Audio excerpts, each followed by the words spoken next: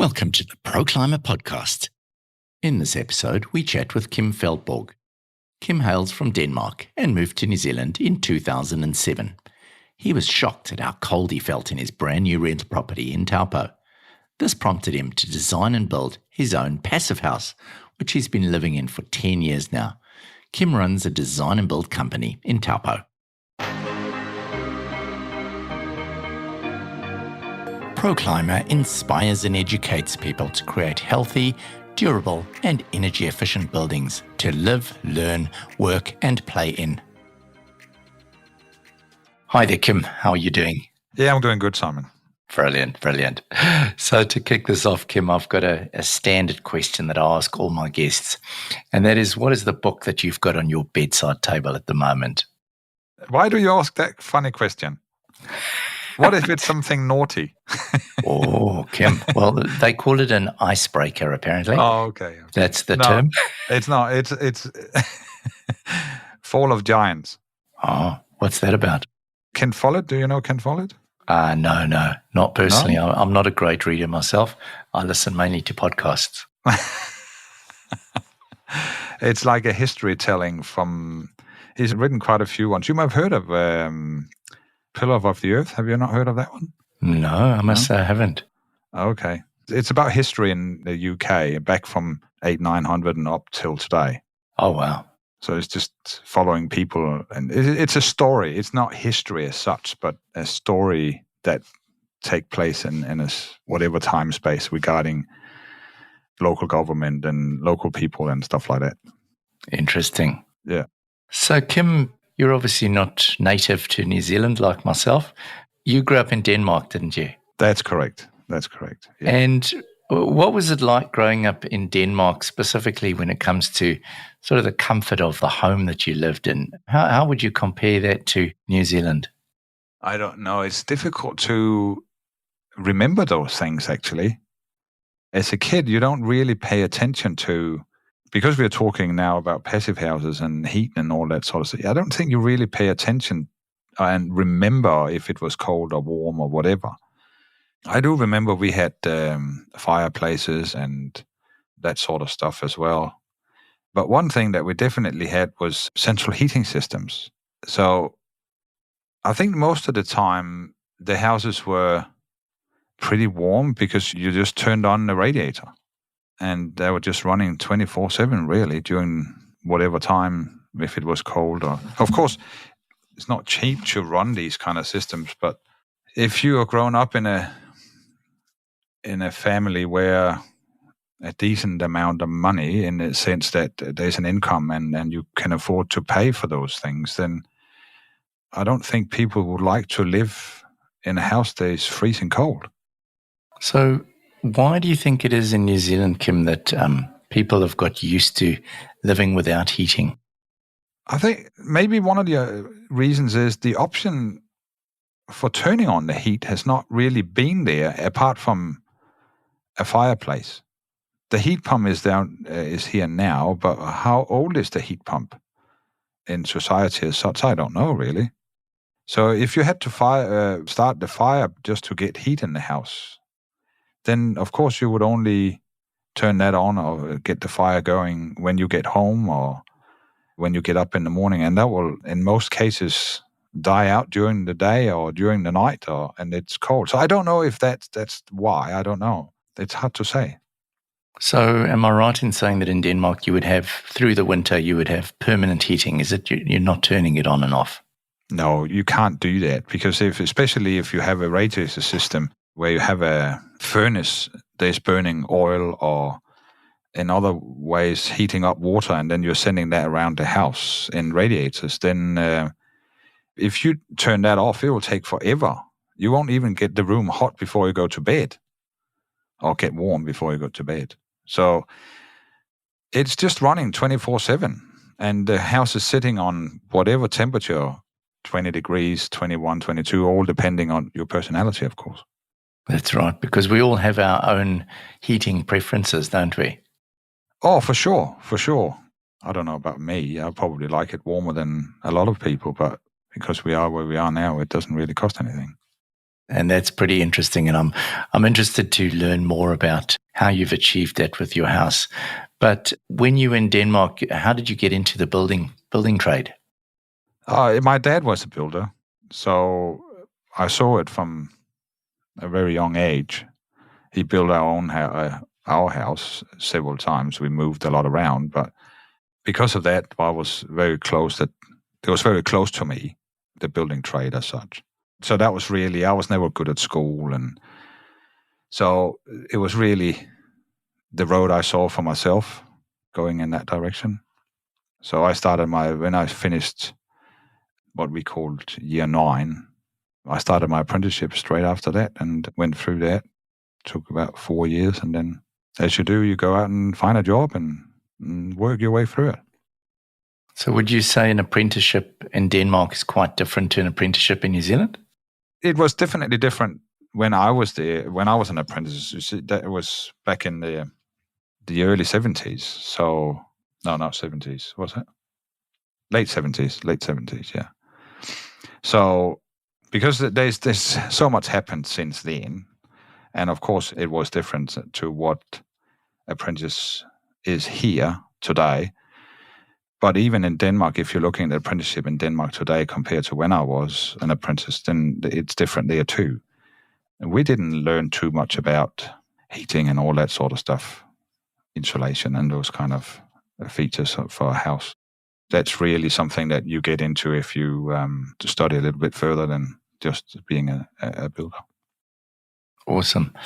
So when you left Denmark, you went and built in a few other countries, didn't you? That's correct, yeah. The first thing when after I finished my apprenticeship, I worked a little bit in Denmark, and then I went to Greenland to work up there. And that's very much based on the same principle as it is was in Denmark at the time in relation to heating and insulation and these kind of things. Living up there was no difference in relation to living in a warm house because we had central heating systems. And of course, it cost a lot more because the temperature during the winter is definitely lower than it is in Denmark. So when you came to New Zealand, what was the first house that you lived in? Oh, it was cold.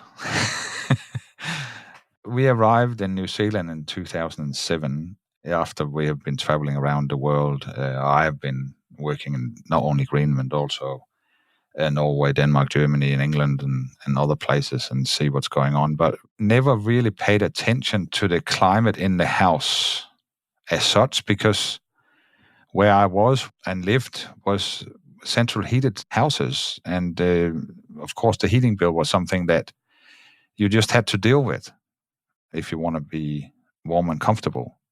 But when we then turned up here in 2007, and that was in March, which is the beginning of the winter, really, and we moved into a brand new house here in Taupo. It was double-glazed, but they had these, what do you call them? These things you can turn. The louvers? Louvers, yes, that's right. And they're just a piece of wood, and you can't close them properly. So, of course, a lot of heat disappears straight out there. And there was quite a few of them in this brand new house, and fancy it was, and it looked good. There's no doubt about that. But it was blimmin cold, I can tell you, especially for the first winter there. And we decided that because of this environment we lived in, if we were going to stay in New Zealand, we wanted something different. We want to build our own house. We want to live in a more comfortable house, because I couldn't see myself and the family live in such a cold house. It's fine in the summer because you can it's warm enough as such, but the winter is not fun. So what happened was that at that stage, because we liked the place, so we decided that we need to do something. And I just started to do some research online and came across the passive house concept. And I started to look into that a bit deeper. And if it was true what was told on YouTube and other websites and all that sort of stuff, then that would definitely be a road I would like to go down and explore and build a house like that. So We started doing the design at that stage. We've only been here for less than a year when I started looking into that. Because I've never heard about passive house before I came here. But I couldn't understand why. Of course, I could understand why it was cold, but why people would put up with it. So that was really the reason why, if we're going to do something, we're going to do it ourselves. So how did you start that planning process and what did it involve, Kim? It started because it was, as I just told now, we didn't like to be cold in our house, in our home. So I probably just started looking around and tried to find out what to do. And I think we already at that stage decided that we want to build a house. And a lot of houses in Denmark and other places I've been, they have underfloor heating, which is a very, very comfortable way of heating your house because your feet is warm. And so you maybe don't feel, even if the temperature in the house is maybe only 18 or 19 degrees, if your feet are warm, you maybe feel warmer. So that was a route I looked into and see to put that into the house. And I think that was me at that time I came across the passive house concept, and that showed me that I didn't need to do that. So therefore, I started really looking into that much deeper than anything else, really. And then I remember I came across the Passive House Institute of New Zealand. It has just been established maybe a year prior or something like that. So there was not very many people involved in that at the time. But I found a phone number on Cator from Passive House Institute. You know Cator. I know Cara. Yeah, She's running the Passive House Tradesman's course next week, which I'm actually participating in. So pretty excited. Okay, at Clima in Auckland. Yes, that's right. Oh, awesome. Maybe I should do that one because I've never done that. I'm sure you could teach us a few things there. Yeah, that could be. Maybe. When is it next week? Next week, Monday. Starts. I can't do that. I'm flying overseas. When are you doing it? From Monday to Friday and then write the exam on Saturday. Oh, no, I can't do that. If it was only a one-day thing, then I could maybe pop up for a day. Maybe I should do that anyway. So it's first 2 days are theory, and I've been working through the notes on that at the moment. And then the second, the third, fourth and fifth day are practical, hands-on, doing airtightness and blower door testing and discussing how you can build without thermal bridges and things like that. Oh, okay. All right. Now, that's good to hear that you're doing that. That's good. Yeah. So now, fortunately, I can't help you out this time, but let me know if you're doing it again, and I'll be happy to be involved if that's the case. Wonderful. Yep. So that's really exciting. But getting back to your journey, so you're a builder, but you actually designed your own home, didn't you?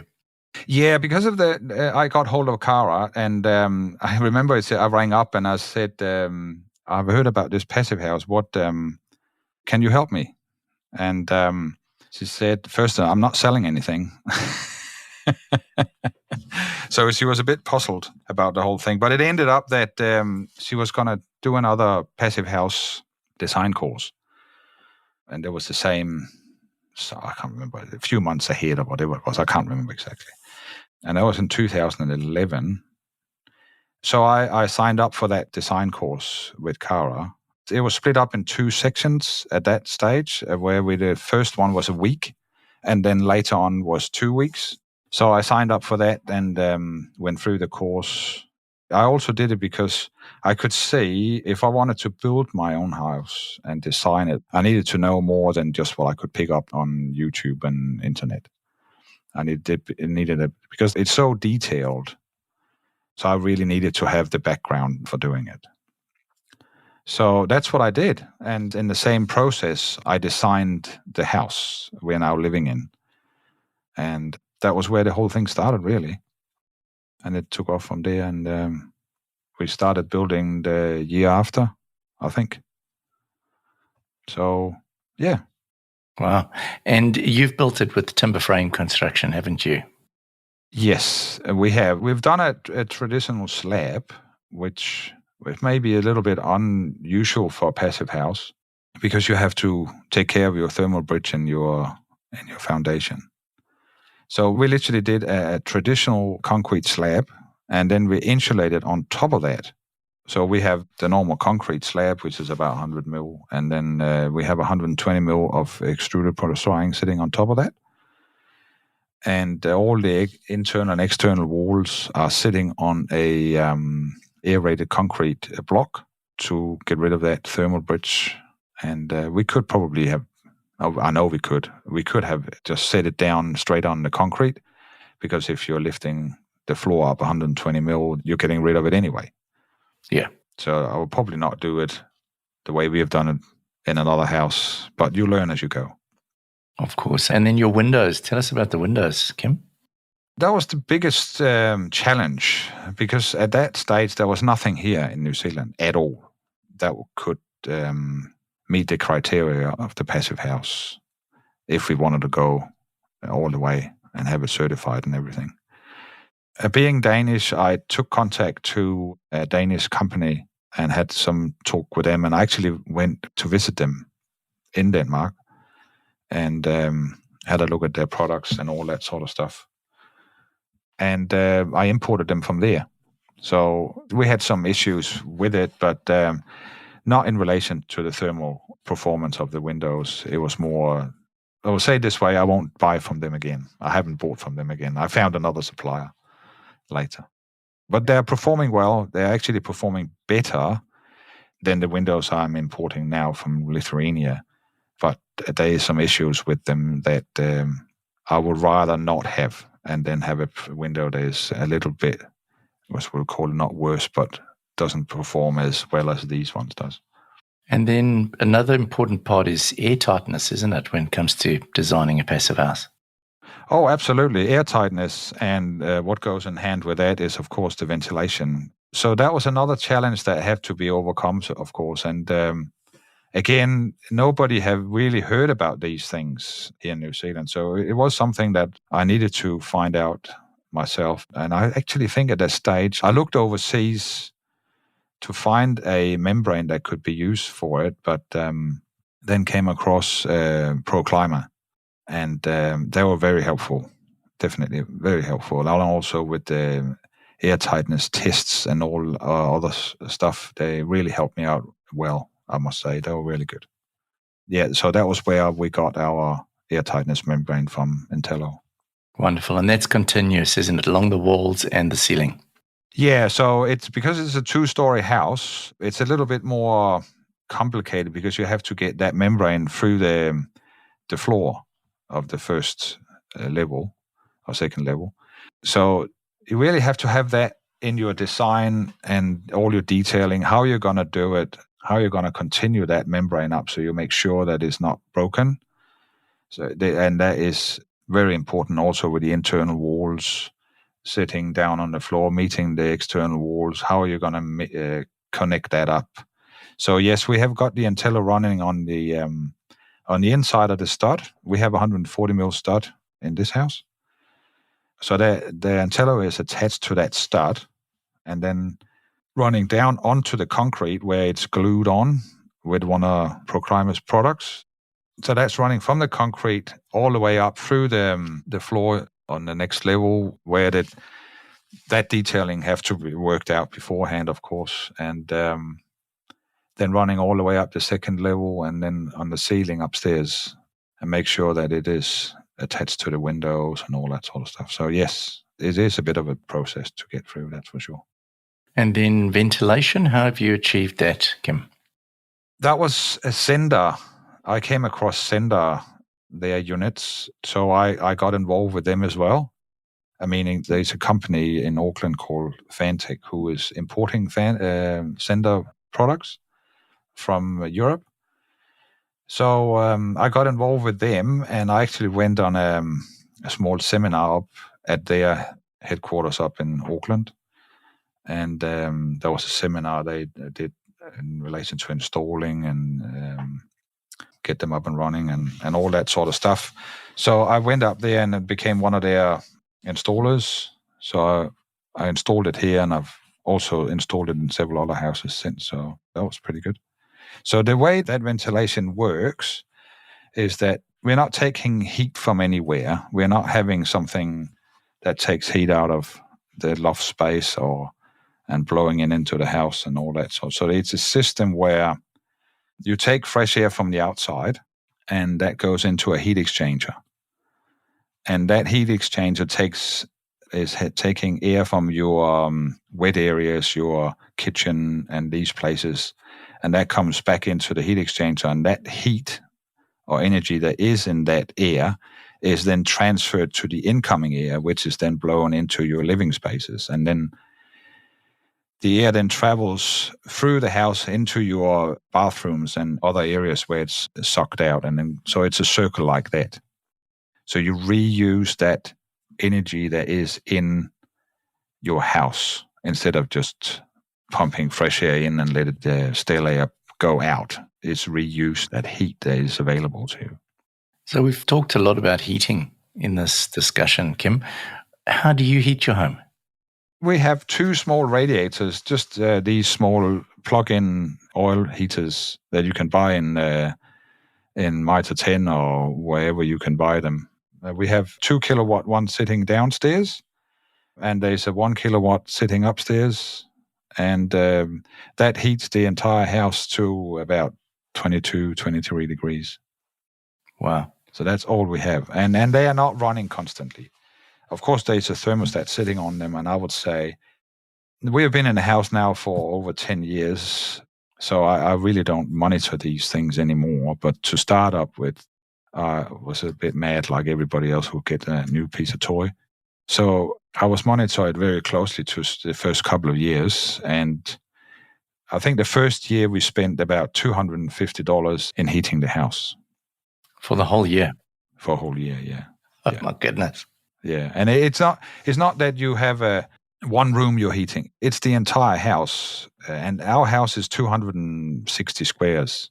So it's the entire house that is heated. It's not just one room. And it is that temperature 24/7.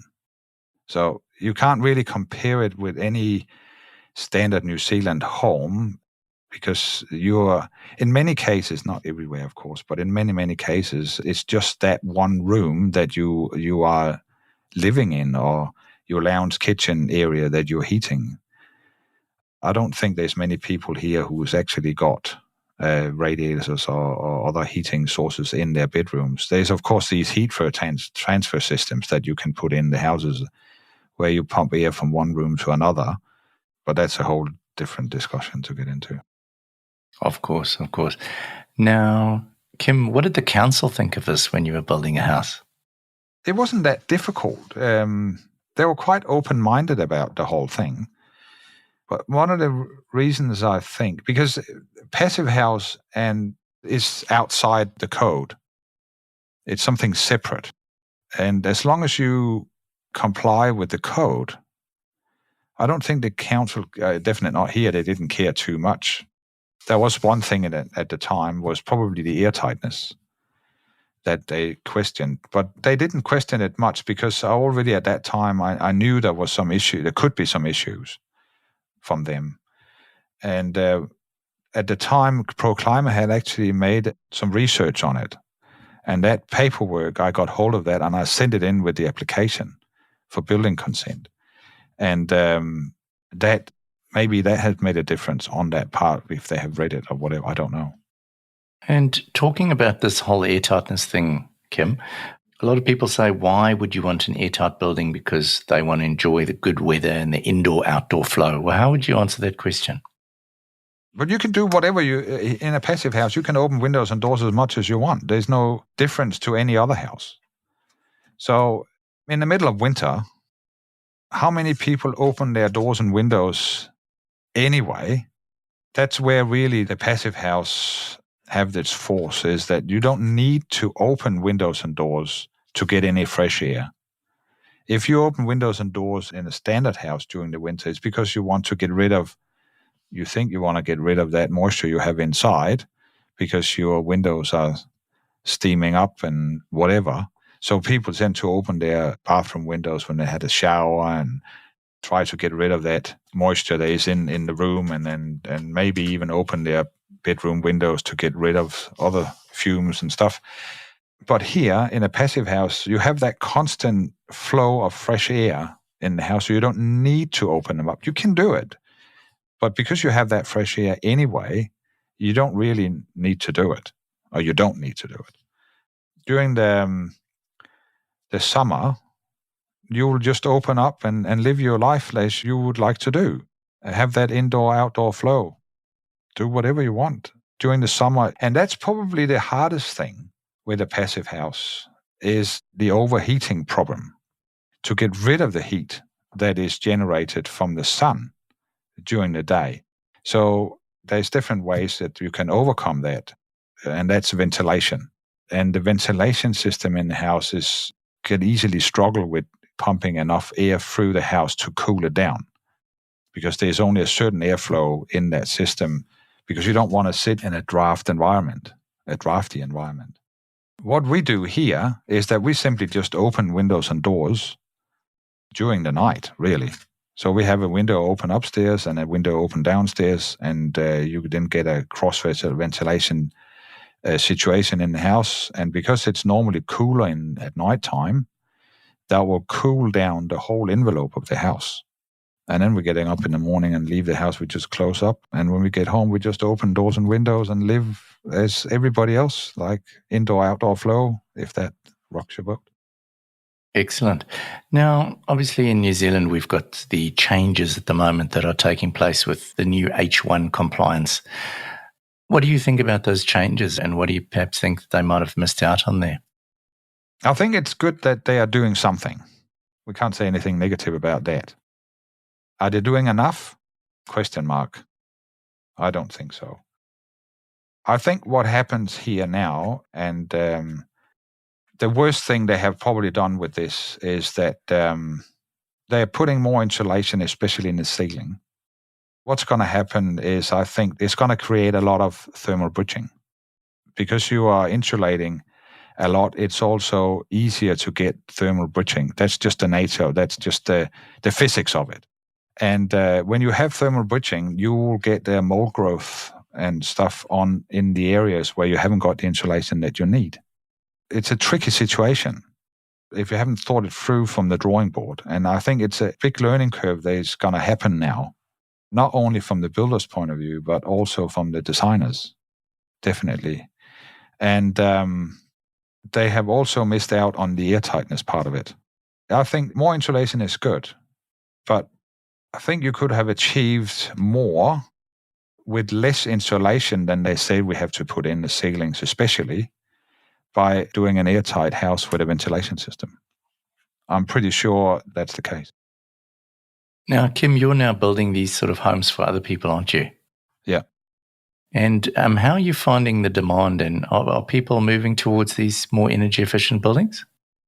I'm just running a small business here. We are only 3 or 4 guys. So it is very limited amount of work I get through during a year in comparison to these group builders who is building 30, 40, 50, whatever number of houses a year.